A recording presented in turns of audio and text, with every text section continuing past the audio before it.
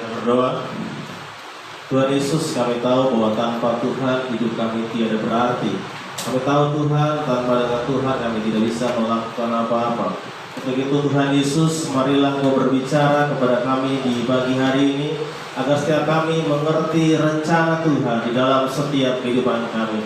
Mari urapi setiap kami yang mendengarkan firman Tuhan, agar hati kami seperti tanah yang subur, yang siap ditaburi oleh kebenaran firman Tuhan. Dan urapi hamba-Mu untuk boleh menyampaikan setiap kebenaran firman Tuhan di pagi hari ini.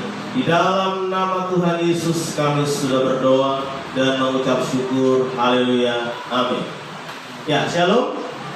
Ya, coba berikan senyum dulu buat kiri kanan atau lambaian tangan sambil katakan Tuhan Yesus mengasihi.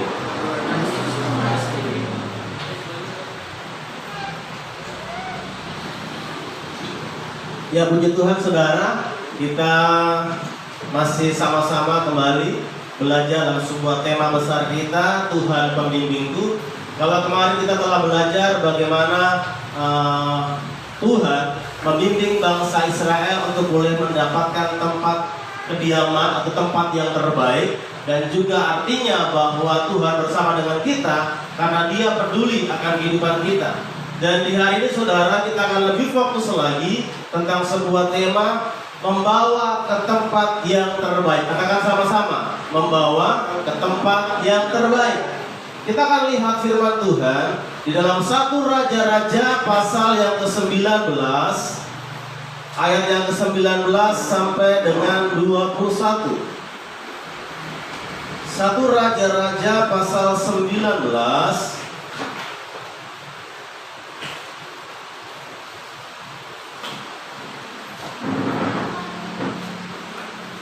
ayat yang ke-19 sampai dengan ayat yang ke-21. Kalau Bapak Ibu sudah menemukannya, bisa katakan amin.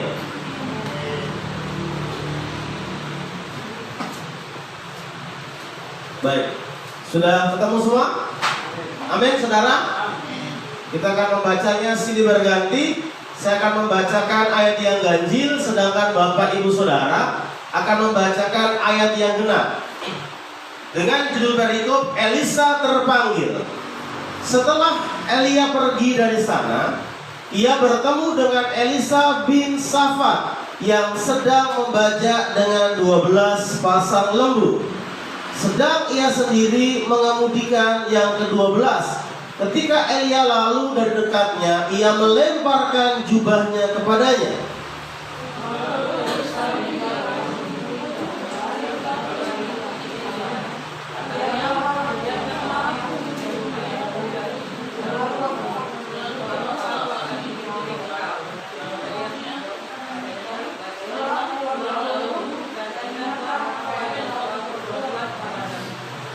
Lalu berbaliklah ia daripada Elia. Ia mengambil pasangan lembu itu, menyembelihnya dan memasak dagingnya dengan bajak lembu itu sebagai kayu api. Ia memberikan daging itu kepada orang-orangnya. Kemudian makanlah mereka. Sesudah itu bersiaplah ia, lalu mengikuti Elia dan menjadi pelayannya. Saudara, saya percaya bahwa setiap kita pasti merindukan untuk mendapatkan atau mengalami suatu tempat yang terbaik. Entah itu di dalam kita punya pekerjaan, entah itu di dalam kita punya pelayanan, ataupun entah juga itu dalam setiap aktivitas kita. Kita rindu untuk bisa mendapatkan yang terbaik. Amin saudara. Tidak ada orang yang tidak ingin mendapatkan yang terbaik. Kita makan saja pasti ingin mendapatkan makanan yang terbaik. Kita ingin mendapatkan servis yang terbaik. Karena semua orang pasti rindu untuk menerima, mendapatkan tempat yang terbaik itu. Dan puji Tuhan, kemarin kita belajar di hari Minggu lalu bahwa Tuhan sedang bimbing kita, Tuhan sedang bawa kita untuk mengalami atau mendapatkan tempat yang terbaik. Karena apa? Karena Tuhan peduli sama kita. Tetapi saudara, kalau kita melihat di dalam konteks firman Tuhan ini sungguh cerita yang luar biasa. Kenapa? Karena Tuhan sedang membawa Elisa untuk mengalami sebuah tempat yang terbaik atau mendapatkan tempat yang terbaik. Pada waktu Elisa, saudara, sedang mengerjakan tanahnya dengan 12 pasang lembu. Artinya Elisa bukanlah orang yang pengangguran. Betul ya? Elisa punya pekerjaan, Elisa punya harta, yaitu 12 pasang lembu, ditambah lagi dengan tanahnya, itu harta yang luar biasa. Sekarang saja satu lembu harganya berapa, saudara? Mahal ya? Satu lembu mungkin harganya 50-60 juta kalau biasa orang adakan korban, saudara. Itu mahal loh, lembu itu. Bayangkan kalau dia punya 12 pasang lembu, artinya berapa? 12 pasang lembu 24 ya, karena 12 pasang. Kalau seandainya kita taruh harganya 150 juta, berapa harga semua atau aset daripada Elisa? 12 kali 5, 60, 600 juta. Artinya kalau 24 ekor 1,2 miliar. Wah, lumayan juga ini. Itu baru lembunya saja, asetnya, belum dengan namanya tanahnya. Kalau lembunya 12, tanahnya tidak mungkin kecil. Pasti tanahnya luas. Tidak mungkin cuma 50 kali 50. Saya percaya pasti tanahnya berhektar-hektar. Artinya Elisa, sekali lagi, dia bukanlah pengangguran, bukanlah orang yang tidak punya, karena dia punya harta. Dan dia juga punya kehidupan yang sudah baik, yaitu keluarganya. Tetapi ketika Tuhan datang lewat Elia, dia memanggil Elisa, luar biasa, saudara, di mana Elisa berani meninggalkan pekerjaan dan keluarganya hanya untuk apa? Hanya mengikuti dia. Ketika Elisa berani meninggalkan pekerjaannya yang sudah mapan, hartanya yang banyak, keluarganya yang harmonis, artinya apa? Kira-kira lebih penting mana? Pekerjaannya, hartanya, keluarganya, atau panggilan Tuhan? Kira-kira mana yang terbaik? Saudara, kalau disuruh pilih antara makan mungkin pergi menggunakan mobil Alphard gitu kan, atau mobil Fortuner, saudara, untuk pergi ke Sentani. Kemudian ada pilihan lagi menggunakan Star Wagon yang berdempet-dempetan di dalam. Kira-kira pilih mana? Pilih Fortuner kah atau pilih Star Wagon, saudara? Tentu kebutuhan. Kalau kenyamanan, kira-kira pilih yang mana, saudara? Tentu pilih Fortuner yang begitu nyaman, saudara. Bayangkan, saudara, orang selalu pilih yang lebih baik untuk dia. Dan Elisa diperhadapkan kepada dua pilihan yang sama-sama baiknya. Pertama, dia punya harta. Tetapi ketika Elia memanggil dia untuk menjadi pelayannya, menjadi hamba Tuhan bersama-sama dengan dia, Elisa tanpa ragu meninggalkan yang baik itu untuk mendapatkan yang terbaik.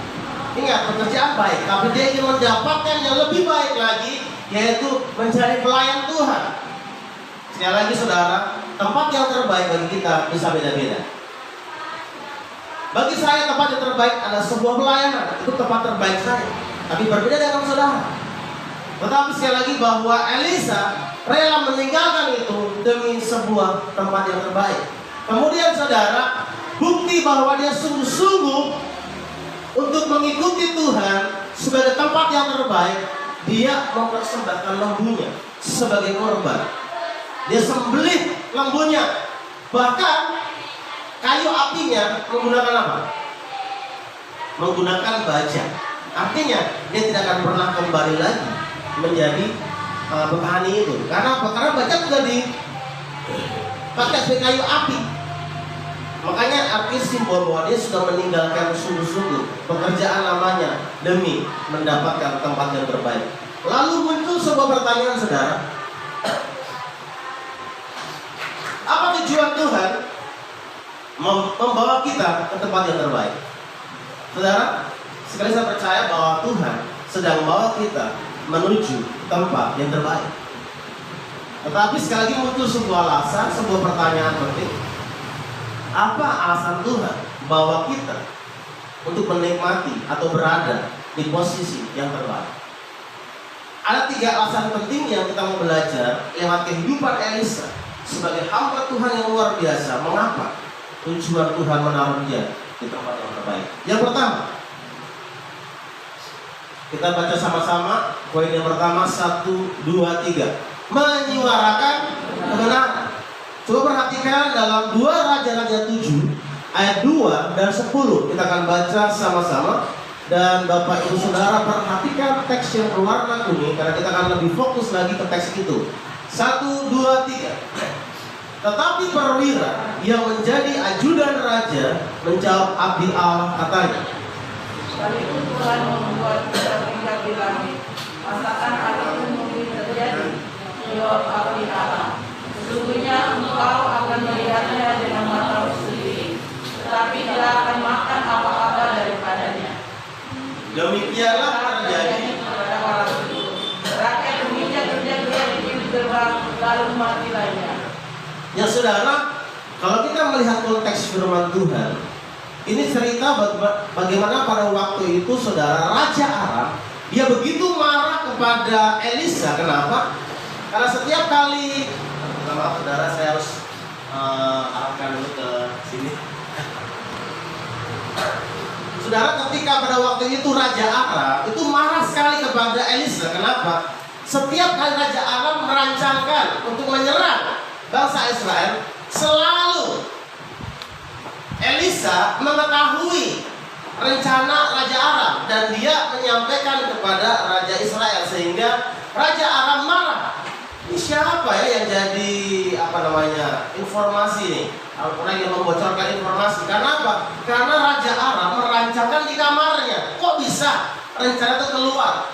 Akhirnya selidik, kurang tahu, ternyata yang mengetahui itu adalah Elisa. Dan Elisa menyampaikannya kepada Raja Israel. Karena begitu marah, akhirnya Raja Aram menyerang atau mengepung orang-orang Israel yang sedang di Samaria, saudara. Sehingga orang-orang Israel tidak bisa keluar kemana-mana, karena tentara Raja Aram sudah mengelilingi tempat di mana orang Israel berada. Karena mereka tidak bisa kemana-mana, saudara, akhirnya apa yang terjadi? Akhirnya Israel mengalami kelaparan. Kelaparan yang luar biasa dahsyat, saudara, karena sumber-sumber makanan tidak bisa masuk ke tempat dia karena sudah dikepung. Saking mengerikan kelaparan tersebut, saudara, sampai tai merpati dijual. Harganya pun 5 sikal perak. Itu tai merpati, saudara. Karena kelaparan. Saudara pernah perhatikan beberapa foto di Afrika, saudara, ada orang yang sampai minum air kencing hewan. Karena apa? Karena begitu mengerikannya kekeringan yang terjadi. Bahkan pernah, saudara, di foto itu sangat fenomenal, di mana ada anak kecil yang begitu kurus kering, saudara. Di sebelahnya ada burung pemangsa bangkai, saudara, sedang mengintai dia. Itu gambaran tentang kekeringan yang terjadi di Afrika. Dan bisa bayangkan di Israel sampai tai merpati pun dijual. Kemudian, saudara, bangsa Israel atau khususnya Raja Israel marah. Ini gara-gara si Elisa, sudah sampai kita semua mengalami situasi seperti ini. Gara-gara dia kita dikepung oleh Raja Aram. Kemudian diutuslah panglima dan para prajurit oleh Raja Israel untuk membunuh Nabi Elisa. Ketika sampai kepada Nabi Elisa, saudara, apa yang terjadi? Ada sebuah percakapan antara perwira yang menjadi ajudan raja kepada Elisa. Dia bilang begini, sekalipun Tuhan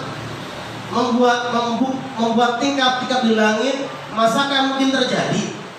Maksudnya begini, saudara. Elisa mengatakan kepada perwira, jangan khawatir, nanti Tuhan akan tolong kita. Kita tidak akan mengalami kelaparan lagi. Tuhan akan tolong kita. Tetapi perwira itu bilang, tidak mungkin. Kalau Tuhan buka tingkap-tingkap langit pun sekalipun tidak akan mungkin terjadi, tetap kita akan kelaparan. Dan inilah jawaban Elisa bagaimana dia berani menyatakan kebenaran. Sesungguhnya engkau, itu perwira itu, akan melihatnya dengan matamu sendiri, tetapi tidak akan makan apa-apa daripadanya. Dia bilang kepada perwira ini, lihat nanti, aku akan melihat sendiri bagaimana orang akan mengalami kelimpahan, tapi kau tidak akan bisa memakannya apa. Dan kau tidak bisa menikmatinya. Itu jawaban Elisa kepada perwira itu. Artinya apa? Elisa ketika dia jadi nabi Tuhan, itu tempat yang terbaik yang Tuhan percayakan buat dia. Lewat tempat itu saudara, dia berani menyuarakan kebenaran bahkan kepada perwira itu. Ingat, perwira ini sedang cari Elisa untuk bunuh Elisa, tapi Elisa berani menyuarakan kebenaran. Dan benar, nanti akhirnya Tuhan membuat sehingga bangsa Arab saudara kabur, karena Tuhan buat seperti ada suara kuda, suara tentara yang luar biasa banyaknya, sehingga dipikir Raja Israel lagi kong kali kong dengan bangsa lain untuk menyerang Arab, sehingga Arab takut. Akhirnya dia pergi. Waktu dia pergi, dia tinggalkan semua bahan-bahan makanannya, dan itulah yang dinikmati oleh orang Israel. Dan lihat, perwira itu tidak mendapatkan apa-apa. Dia cuma melihat saja, tidak menikmatinya. Dan dikatakan di firman Tuhan, rakyat menginjak-injak dia di pintu gerbang dan matilah dia. Poinnya apa saudara? Ketika Tuhan bawa kita ke sebuah tempat yang terbaik, entah itu dalam pekerjaan saudara sebagai pimpinan, mungkin saudara dipercaya Tuhan dalam sebuah pelayanan, menjadi PKS, menjadi pemimpin, menjadi pelayan Tuhan, itu tempat yang terbaik. Maksudnya apa? Tuhan mau supaya lewat posisi kita menyuarakan kebenaran. Amin. Kalau kita lihat dalam firman Tuhan di dalam kitab Injil saudara, pelita itu tidak pernah ditaruh di bawah, selalu ditaruh di atas. Beda saudara antara garam dan terang. Kalau garam itu, kalau dia sudah berdampak, dia tidak akan dilihat orang. Tapi kalau pelita harus dilihat orang. Ketika Tuhan bawa kita sebagai pelita naik ke sebuah tempat yang tinggi, maka semakin tinggi tempat kita, maka semakin besar daya pengaruhnya, semakin besar daya pancarnya. Ketika Tuhan bawa aku ke tempat yang terbaik, posisi yang tinggi saudara, maksudnya apa? Supaya aku punya pengaruh lebih luas lagi. Setiap kita memang harus jadi pengaruh, tetapi ketika posisi kita jauh lebih baik, maka pengaruh kita akan jauh lebih dahsyat dibandingkan kita tidak mendapatkan posisi.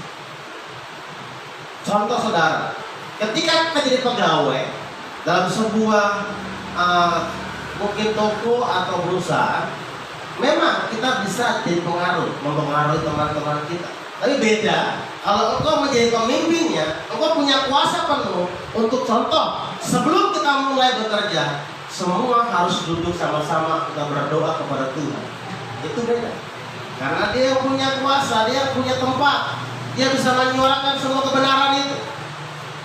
Bahkan dia bisa memberikan sebuah aturan-aturan yang sesuai dengan firman Tuhan. Karena dia yang punya tempat, dia bisa menyuarakan kebenaran dengan seluas-luasnya.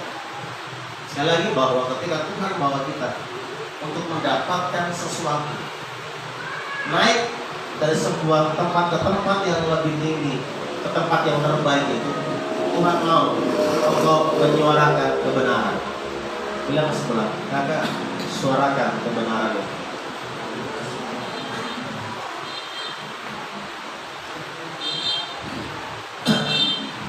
Kita harus saudara menyuarakan kebenaran dimanapun Tuhan tempatkan kita.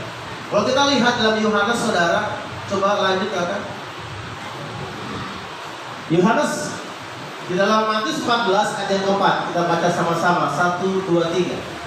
Karena Yohanes pernah menegurnya, katanya tidak halal engkau mengambil Herodias.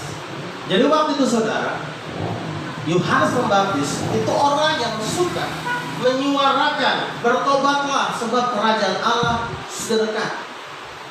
Kemudian dia berhadapan kepada Herodes, pemimpin pada waktu itu.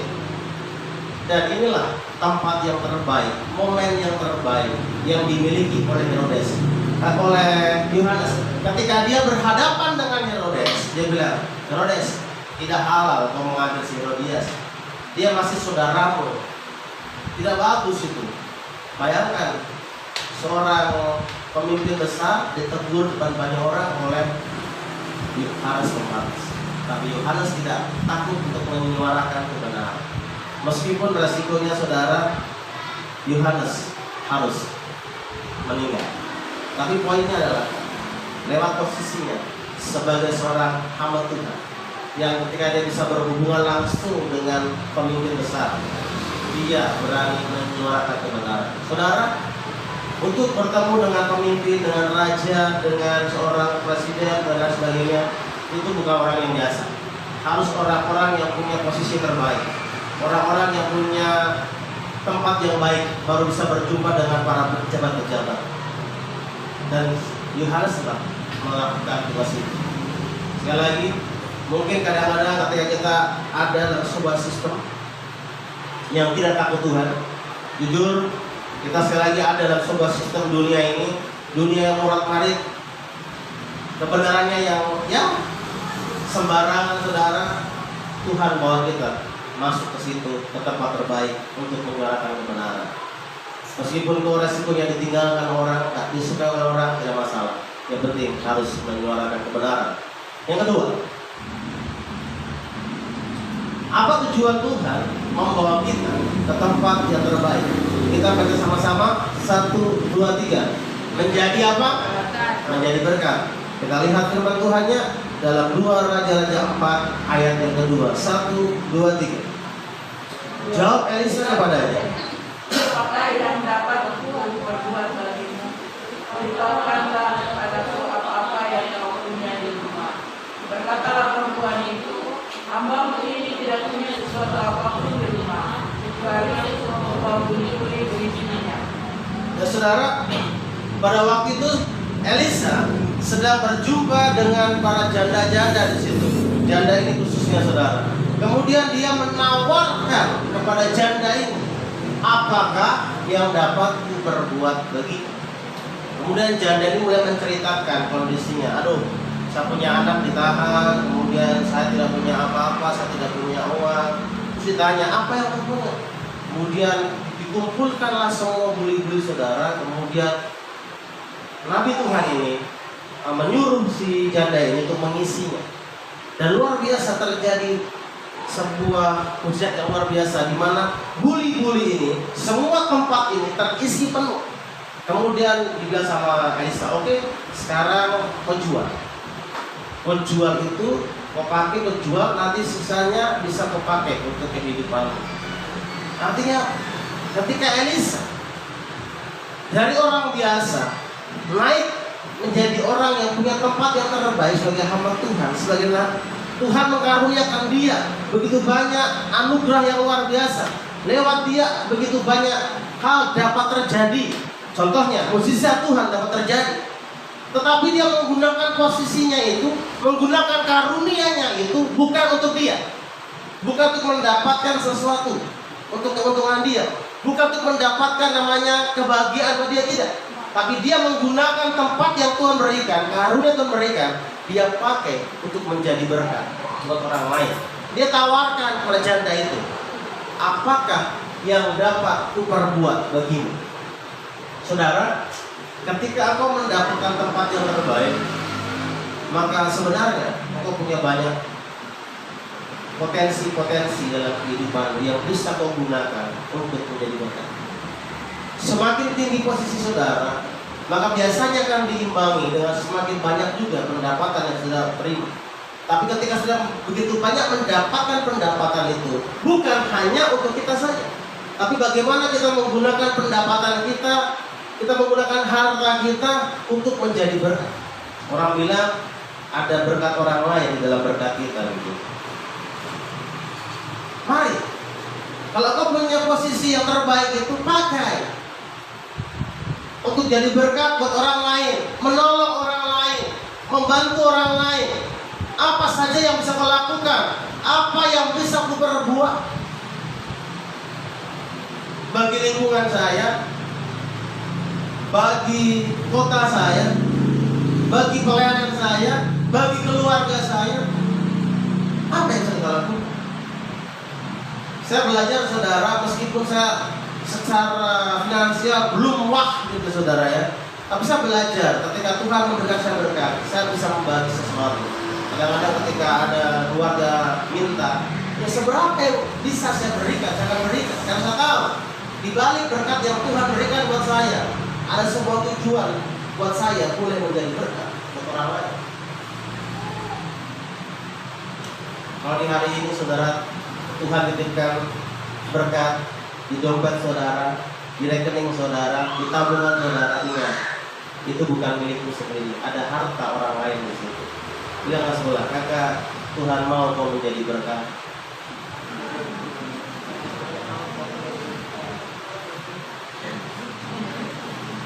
Saudara, tidak cukup bagaimana Elisa menjadi berkat buat janda ini. Bahkan Elisa pun menjadi berkat buat Naaman, panglima kerajaan Aram. Padahal Aram sebelumnya setelah itu nanti dia akan mengepung bangsa Israel, artinya itu bangsa yang di luar bangsa Israel. Tetapi sekali lagi, lewat kehidupannya, lewat posisinya, orang mulai mengenal Elisa, namanya dikenal oleh begitu banyak orang, ada banyak orang mengagumi dia. Tetapi ketika Naaman datang dengan segala keberadaannya, dia sakit kusta. Apakah dia menolaknya? Meskipun dia orang luar Israel? Tidak, dia tidak menolak. Justru dia memberikan pertolongan kepada Naaman, sehingga Naaman disembuhkan oleh Tuhan lewat kehidupan Nabi Elisa. Jadi simpel, hidup kita mesti jadi berkat. Hal yang ketiga saudara, apa tujuan Tuhan membawa kita ke tempat yang terbaik? Kita baca sama-sama 1, 2, 3. Untuk memuliakan Tuhan. Kita lihat firman Tuhannya saudara. Ini firman Tuhan yang terakhir yang akan kita baca di pagi hari ini dalam 2 Raja-Raja 15 ayat 16 sampai 17. Kita akan baca bersama-sama dalam hitungan yang ketiga. 1, 2, 3. Kemudian kembalilah ia dengan seluruh pasukan kepada ahli Allah itu. Sampai tampillah ia ke depan Elisa dan berkata, sekarang aku tahu bahwa di seluruh bumi tidak ada Allah kecuali di Israel. Karena itu terimalah kiranya suatu pemberian dari hamba-Mu ini. Tetapi Elisa menjawab, demi Tuhan yang hidup, yang di hadapannya aku menjadi pelayan. sesungguhnya aku tidak akan menerima apa-apa. Dan walaupun Naaman mendesaknya supaya menerima sesuatu, ia tetap menolak. Saudara, ini luar biasa istimewa. Ketika Elisa menyembuhkan Naaman, tentunya dengan karunia dan anugerah yang Tuhan berikan buat dia. Apakah dia mencuri kemuliaan Tuhan? Tidak. Justru dia begini, demi Tuhan yang hidup yang di hadapannya, aku menjadi pelayan. Kadang-kadang kan orang ketika ada dalam sebuah posisi, dia mulai agung-agungkan dia punya kehebatannya. Ini karena saya, ini karena kerja keras saya, ini karena kepintaran. Memang benar, semua karena kerja kerasmu, semua karena kepandaianmu. Tapi lihat baik-baik, ada faktor X di balik setiap kita punya keberhasilan. Ada faktor X di balik setiap kita punya kerja keras. Memang yang menyembuhkan Elisa, dia tidak tahu bahwa ada kuasa di balik Elisa yang menyembuhkan, itu kuasa Tuhan. Makanya dibilang, demi Tuhan yang hidup yang di hadapannya aku menjadi pelayan. Dia mau supaya nama Tuhanlah yang dipermuliakan. Tuhan semakin besar dan aku semakin kecil. Saya senang dengan sebuah lagu itu, lagu sebuah minggu. Ya harus makin bertambah, terus ku harus makin berkurang. Nama Tuhan saja disembah, ku di tempat paling belakang. Terus apa lagi? Bila Yesus ditinggikan dan salibnya dihitakan, pasti semua orang datang kepadanya sekarang. Saudara, nama Tuhan harus semakin dibesarkan, ditinggikan dalam segala sesuatu, segala aspek kehidupan kita. Bukan nama kita yang makin besar, bukan nama kita yang makin luar biasa, Saya heran saudara. Mungkin ini cuma di di Papua kan, atau mungkin di semua tempat sama aja. Perhatikan kalau semua ada namanya himbauan.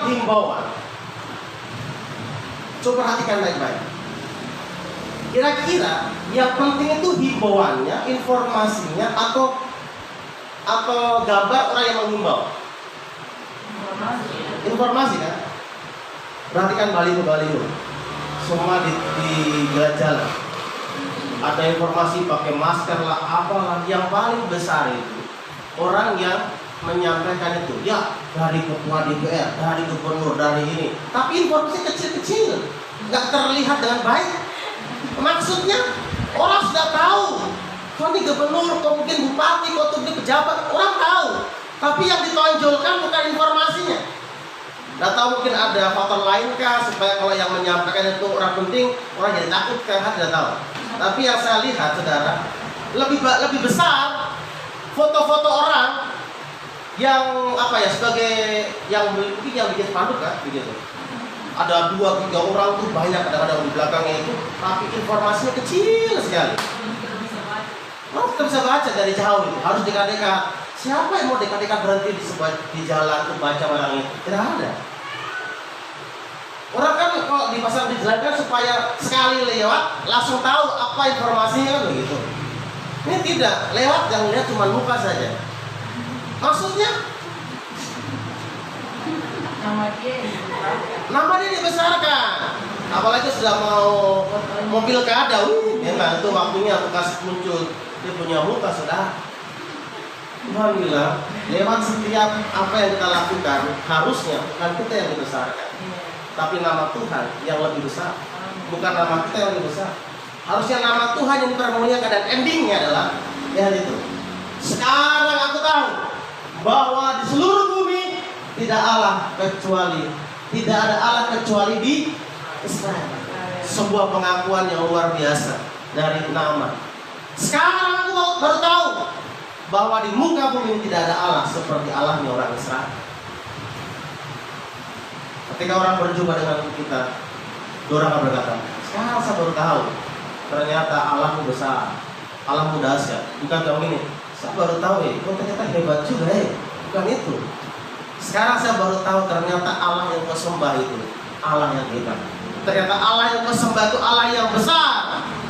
Dan orang memuliakan Tuhan lewat apa yang kita kerjakan. Orang memuliakan Tuhan lewat posisi yang Tuhan berikan.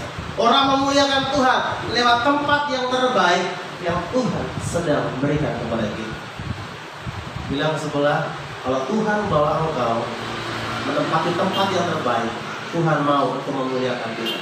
Bilang sebelah, kalau Tuhan bawa engkau ke tempat yang terbaik, Tuhan mau untuk memuliakan nama Tuhan. Musik, saudara, kita akan membaca nilai terakhir ini, saudara. 1, 2, 3. Jabatan, pangkat, kedudukan yang kita miliki sekarang bisa kita pergunakan untuk memuliakan Tuhan, atau justru sebaliknya kita gunakan untuk menyombongkan diri kita. Cuma dua kemungkinan. Tuhan yang makin besar, kita makin kecil, atau sebaliknya. Tuhan makin tenggelam, atau kita yang makin besar. Lihatlah bagaimana Herodes. Kalau kita lihat dalam kisah para rasul, saudara, Herodes ketika dia berkhutbah atau dia menyampaikan pendapatnya di depan banyak pedagang pidato, orang berkata, ini suara Tuhan. Wow. Orang mulai mengagung-agungkan Herodes dan berkata bahwa ini suara Tuhan. Dan seketika itu juga malaikat menampaknya.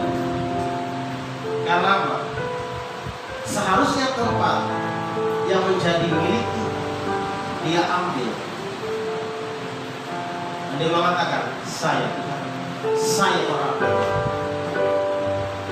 Dan biarlah di pagi hari ini kita mulai menyadari apa tujuan Tuhan menaruh kita, membawa kita ke sebuah tempat yang terbaik.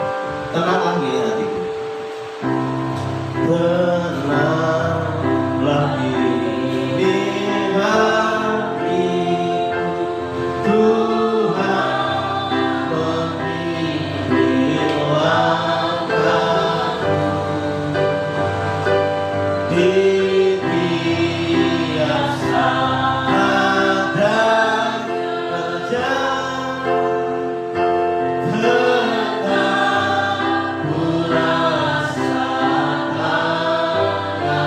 Tuhanlah yang memimpin. Tuhanlah yang memimpin. Tanganku dipegang,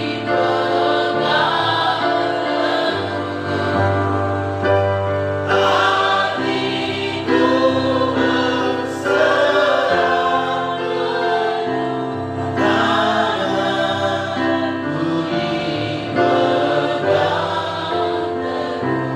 Tenanglah di hatiku sadar balik berdiri. Lagi di hatiku, Tuhan memimpin langkahku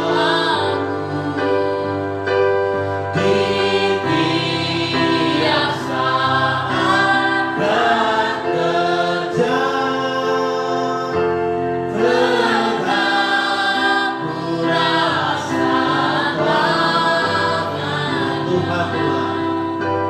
Tuhanlah yang memimpinku. Tanganku dipegang teguh, hatiku berserah penuh. Tanganku dipegang teguh. Terima kasih Tuhan Yesus buat hari ini. Kami bersyukur karena Tuhan sedang membimbing kami untuk menikmati, untuk berada dalam sebuah tempat yang terbaik, dalam pekerjaan kami, dalam pelayanan kami, dalam segala sesuatu yang kami kerjakan. Tapi Tuhan punya maksud dan tujuan agar nama Tuhan dipermuliakan, agar orang bisa melihat karya Tuhan yang luar biasa di dalam kehidupan kita, agar kehidupan kita boleh menjadi berkat bagi banyak orang. Terima kasih Tuhan Yesus buat hari ini. Hamba sudah berhenti berbicara, tapi hamba percaya Roh Kudus akan terus berbicara buat kami. Di dalam nama Tuhan Yesus kami berdoa. Amin.